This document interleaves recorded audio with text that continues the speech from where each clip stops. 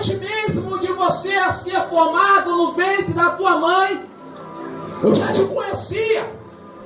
E antes de chegar à sua madre, eu já te santifiquei e te dei a nação para ser profeta. Aleluia. Jeremias, ele tenta correr, se esquivar da chamada de Deus para a sua vida. E ele dá uma desculpa para o Senhor, falando que ainda era uma criança. E Deus agora, usando a sua autoridade um pouco mais brando, ele fala para Jeremias: Jeremias, não diga para mim que você é uma criança, porque aonde eu mandar você ir, você irá. E tudo que eu mandar você dizer, você falará. Meu Deus, Agora, aleluia. vai dizer que naquele encontro a qual Deus estava tendo com o profeta Jeremias, Deus começa a dar revelações para o profeta. Revelações por causa de um povo que tinha se desviado do caminho do Senhor.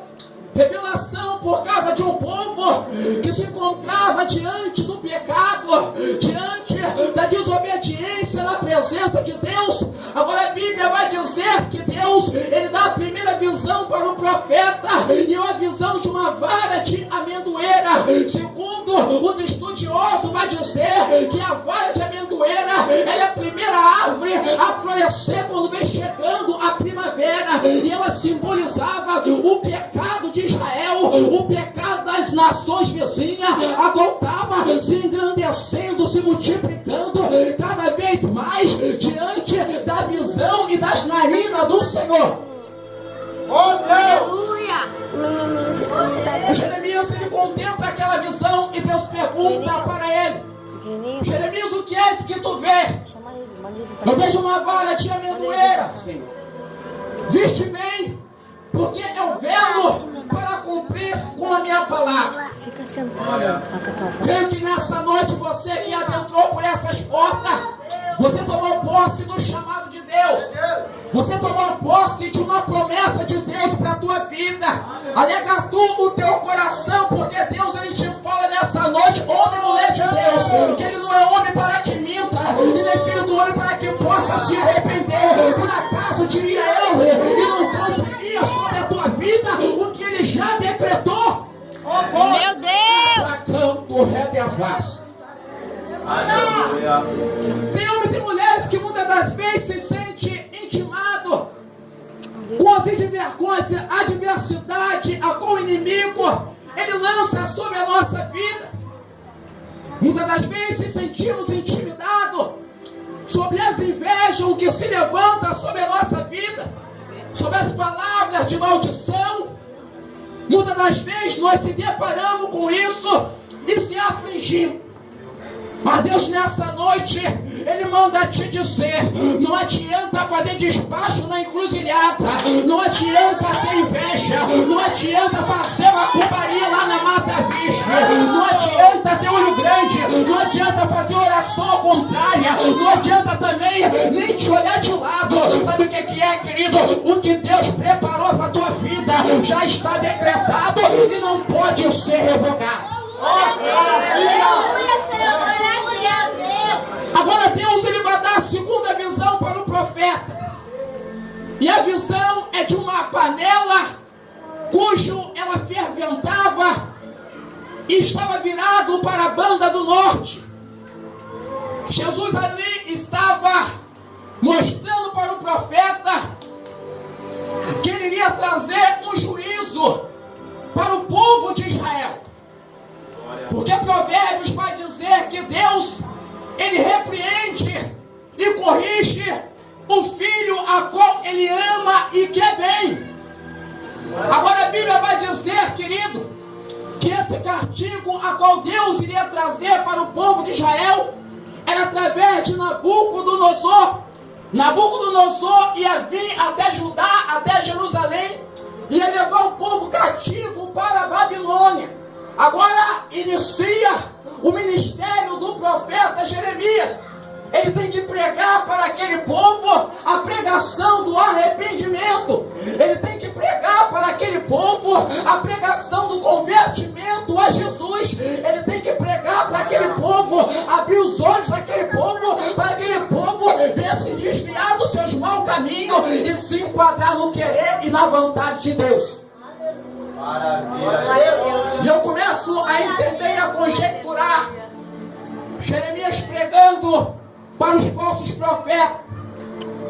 Eu começo a entender e conjecturar Jeremias pregando para o rei Sedequias, para o rei Uzias. Eu começo a entender e a conjecturar Jeremias apregoando para os sacerdotes a qual tinha se desviado do querido Senhor. Eu começo a entender o profeta apregoando a palavra da verdade. Mas a Bíblia vai dizer, meu querido, que isso causava dor no profeta, porque enquanto o profeta pregava, ninguém queria dar ouvido. Enquanto o profeta pregava, eles queriam perseguir o profeta. Enquanto o profeta pregava, eles queriam jogar o profeta na cisterna. Enquanto o profeta pregava, eles queriam acorrentar o profeta. Mas nem por isso Jeremias deixou de pregar a palavra da verdade. Meu Deus! É por aí, Jesus. Aleluia! Agora a Bíblia vai dizer, meu querido, que o povo, eles não deram ouvido à pregação do arrependimento. Aleluia, Deus. Entendemos, meu querido, e aprendemos com o profeta que eu e você, em momento algum, podemos deixar de anunciar a palavra. Eu e você, em momento algum, podemos deixar de pregar o ano aceitável do Senhor, porque entendemos e compreendemos que a fé, ela vem pelo ouvir e pelo ouvir a palavra de Deus. Nós entendemos e compreendemos, meu querido, que tem que ter quem pregue a palavra. E Deus assim escolheu eu e você para poder apregoar a palavra. Aleluia, Deus. Agora a Bíblia vai dizer, meu querido, que cumpre o castigo de Deus sobre aquele povo. E a Bíblia vai dizer que Nabucodonosor, ele vem, leva o povo de Israel para o exilado da Babilônia. Agora a Bíblia vai dizer, meu querido, que lá na Babilônia se levanta novos profetas. Lá na Babilônia se levanta Daniel, a qual foi escolhido e separado de Deus para poder pregar dentro do palácio. Agora a Bíblia vai dizer, meu querido, que enquanto se encontrava o povo cativo lá na mão de Nabucodonosor, lá na Babilônia, Deus levanta mais um profeta. Deus tem um encontro com o profeta lá no rio Quebar, e Deus ele chama o profeta Ezequiel. E a Bíblia vai dizer no capítulo 3, no versículo 16, que Deus escolhe o profeta Ezequiel para poder ser atalaia. Meu Deus! Glória a Deus! Agora Deus levanta o profeta Ezequiel. Sabe por quê, querido? Todo vale, um dia, ele foi um jardim. O povo, ou o ser humano, ele nasceu para ser adorador de Deus. E lá estava Adão e Eva no jardim adorando a Deus. Lá estava Adão todo pôr do sol, aguardando Deus e no jardim para dialogar com a sua criação. Agora a Bíblia vai dizer que Satanás, ele entra e traz o rompimento da aliança entre o homem para com Deus através da desobediência. Então eu começo a entender, meu querido, que para o homem passar pelo vale, eu trago a perspectiva e vejo que todo vale, antes de ser vale, ele já foi um jardim. O povo de Israel, libertado da mão de Faraó, para poder adorar e celebrar a Deus, e mediante a peregrinação do êxodo em meio ao deserto, lá estava eles contemplando a maravilha de Deus, porque o povo sentia fome e Deus enviava o pão. O povo sentia sede e Deus fazia água jorrar da rocha. O povo caminhava diante ao deserto, a qual, segundo os estudiosos, vai relatar que durante o dia o calor é escaldante e durante a noite o frio é abaixo de zero. Mas eu começo a entender que em todo tempo Deus, ele tem um cuidado, ele tem um amor, ele tem um zelo aleluia. Em meio àquele sol escaldante, lá estava a nuvem do refrigério. Glória a Deus. Em meio àquele frio, abaixo de zero, quando anoitecia, lá estava a coluna de fogo. O que Deus está querendo dizer para mim e para você: aonde eu e você for, a presença de Deus vai atrás. Aonde eu e você for, Deus está disposto a nos guardar. Deus está disposto a nos livrar. Deus está disposto a nos abençoar. Porque Deus falou para o Josué: aonde tu botar as plantas dos teus pés, a terra eu te dou por herança. Fiel é ele que te prometeu. Levanta a tua mão e toma posse da profecia. Aonde você botar a planta dos teus pés, Deus, ele te dá por herança. Obrigado, Jesus. Aleluia. Ora, Deus levanta o profeta.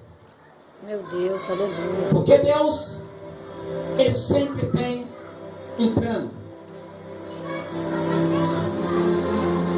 Satanás achou que tinha vencido quando fez Adão e Eva pecaram contra Deus lá no jardim. Satanás achou que tinha vencido quando Jesus foi crucificado na cruz do Calvário. Mas Deus, ele tem a sua onisciência. E desde lá do pecado de Adão e Eva, o projeto de Deus já estava preparado.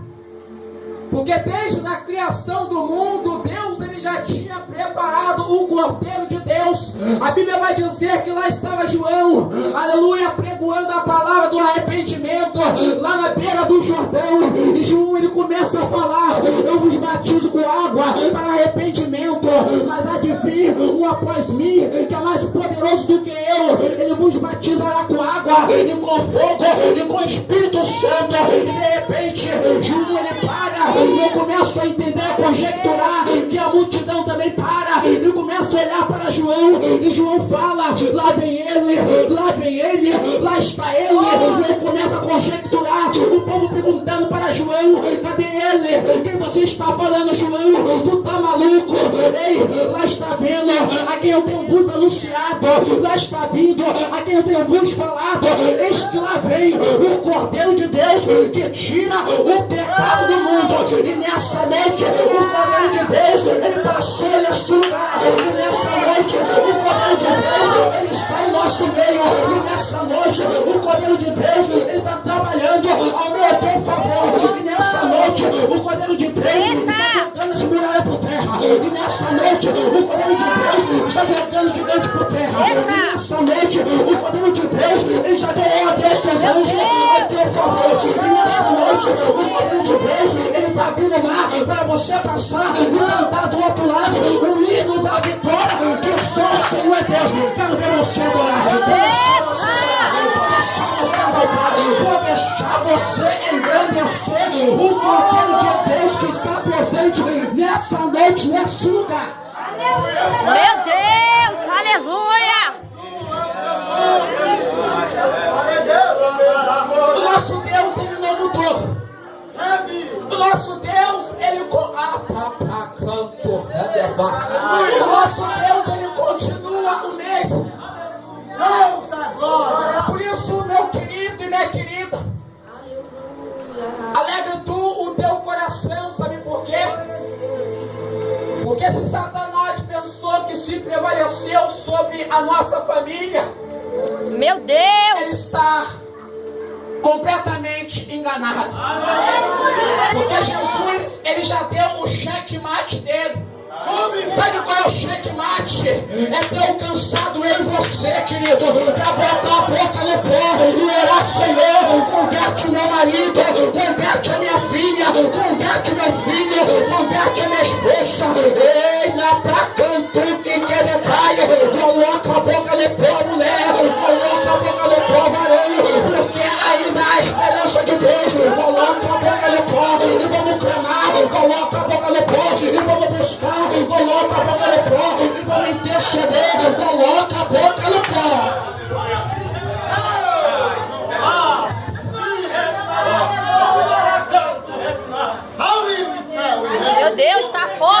Ele passeia. Tô sentindo a presença do Ele seu pai. passeia. Ele passeia. Vou te contar uma Eita! história. Meu Deus! Satanás hoje está maluco com a gente.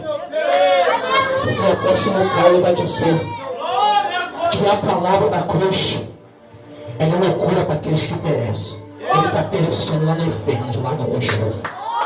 Mas para a gente que somos filhos, somos salvos, ela é poder de Deus, tem poder de Deus, tem poder de Deus, tem poder de Deus, tem poder de Deus, tem poder de Deus, tem poder de Deus, tem poder de Deus.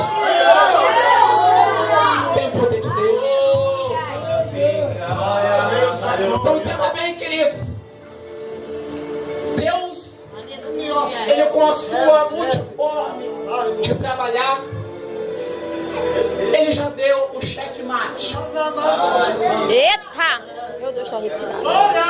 Porque Deus, Ele trabalha com um só. É forte. Aonde tu me diz isso, pastor? Atos capítulo 16, Paulo e Silas na prisão. Carcereiro queria se matar. Paulo e Silas falou para ele: não atenta mal a sua vida, homem. O que você vai fazer? Você é o escolhido de Deus para mudar a história da tua família. E ele se rende diante de Paulo e Silas e fala: o que eu tenho que fazer para alcançar essa salvação? Crê no Senhor Jesus Cristo e será salvo tu e tua casa. Meu Deus! Aí Aleluia! vai dizer no Evangelho de Marcos, meu querido, que Deus, Jesus Cristo, Ele enfrenta uma tempestade, mas já tinha um propósito. Ele queria chegar lá em Gadara. Eu tenho um negócio para resolver lá em Gadara. Eu tenho um negócio, eu tenho uma obra, eu tenho um escolhido lá em Gadara. E lá estava o gadareno, lá no meio do sepulcro, ele esquecido, abandonado, acorrentado. Deus chega na vida daquele homem, passa uma pincelada com o seu sangue na cara daquele homem, liberta ele de todo demônio, liberta ele de toda corrente, de todo guerreiro. Aleluia. E a Bíblia vai dizer, meu amado, que a alegria do gadareno era tão grande, aleluia, de estar salvo, de estar com a presença de Deus em sua vida, que ele quis fazer parte dos discípulos. Lá entra Jesus no barco com os discípulos, e eu começo a conjecturar Jesus, aleluia, aleluia, se afastando da areia, e gadareno falando: mestre,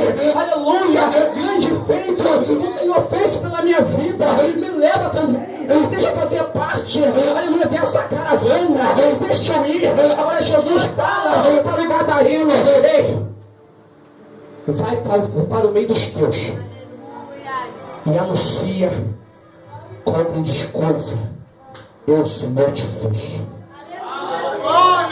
Então o propósito de Deus na vida do gadareno não era que Gadareno se tornasse mais um discípulo, mais um apóstolo. O propósito de Jesus na vida de Gadareno era libertar, transformar, enviar ele para a sua casa, para a sua família, para a sua parentela, para a sua vizinhança, para anunciar que Jesus liberta, que Jesus cura, que Jesus batiza com o Espírito Santo, que Jesus, ele garante a vida eterna. Maravilha. Agora voltando, meu querido, para a mensagem. Agora Deus levanta o profeta Ezequiel para poder ser atalaia. E Deus, ele fala para o profeta Ezequiel o seguinte: Ezequiel, tenho algo a te dizer e a te falar, porque Deus, com a sua visão mais ampla do que a minha, do que a tua, o Deus com a sua onisciência, conhecendo a natureza humana, conhecendo as astutas do diabo, Deus, ele fala para o profeta Ezequiel: escuta só, este te envio a nação rebelde de Israel, e você da minha boca ouvirás, e para eles falarás, quando você ver o ímpio em seus caminhos maus, e você não avisar para que ele venha se converter dos seus maus caminhos, e ele morrer nas suas iniquidades, esse sangue eu requererei das suas mãos, porque você não vos avisou. Agora, se você avisar e o ímpio vier cair e a tropeçar em seus maus caminhos, eu requererei esse sangue das suas próprias cabeças. Conjecturo eu, porque ouvir a pregação da verdade, endureceram o coração e continuaram no caminho do pecado. Aí que está o mistério. Agora Deus fala igualmente para o justo. Quando você vê o justo a se desviar do seu caminho justo e começar a praticar as iniquidades, você da minha boca ouvirá e avisará para aquele justo se desviar do seu caminho de iniquidade e voltar a caminhar no caminho da justiça. Se você avisar e ele não der ouvido e vier a perecer, não requererei esse sangue das tuas mãos, Ezequiel, mas sobre a tua cabeça mesmo o sangue cairá. Agora a Bíblia vai dizer então que o profeta Ezequiel está pregando ali no povo que se encontrava cativo. Mas o povo se encontrava numa decadência espiritual muito fraca.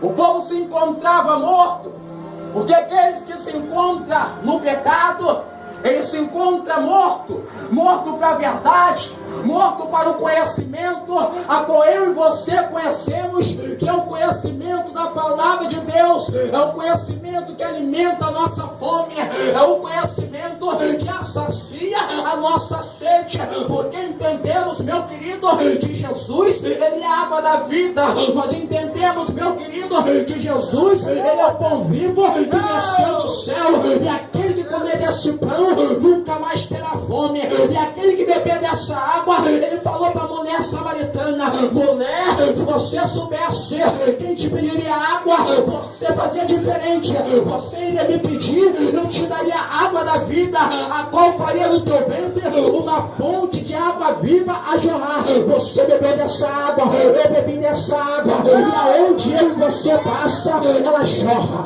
ela jorra, ela jorra, ela jorra, ela jorra para dar vida. Meu Deus, as águas de Deus estão aqui. Maravilha.